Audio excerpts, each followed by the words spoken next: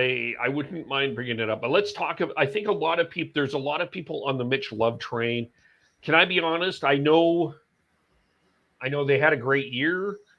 I know that the Wranglers, there's a lot of legitimate arguments because if we've seen the success, but if it's me and I look at Mitch Love, I would rather put him in a position to be an assistant coach in the National Hockey League before I throw him in a very veteran environment. I just don't see this particular group of Flames players being a fit for where Mitch Love is at. If this was a younger team overall, I would say, okay, I would be more open to it, but I don't see this as a fit at this point. I mean, just because he's an AHL coach doesn't mean that he can't handle veterans. I just worry about the. I'd rather it be Mitch if I'm making an internal one.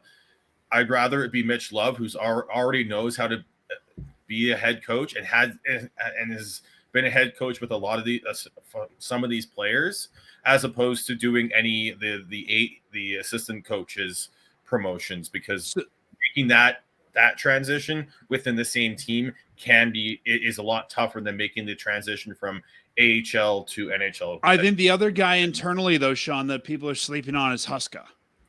And that's where I was actually getting at, is you've got Huska, Muller as potential assistant coaches to head coach.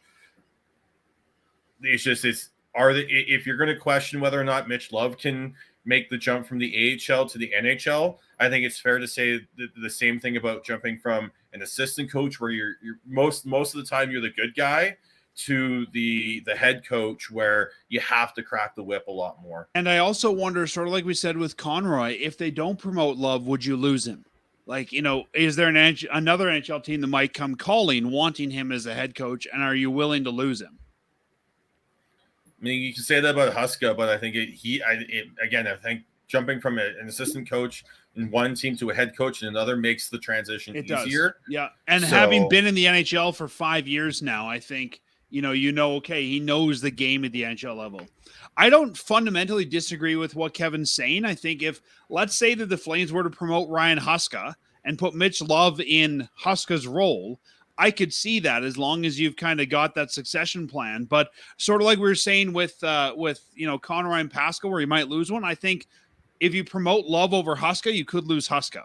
And again, I think they've got to really figure out what they want to do. I think all those assistant coaches, I think, our deals are up this year as well. Yeah, and even if they're not, I think the Flames at that point would, if someone came calling and wanted your guy, I think they would have to sort of say, yeah, okay, have that conversation, we'll let him go.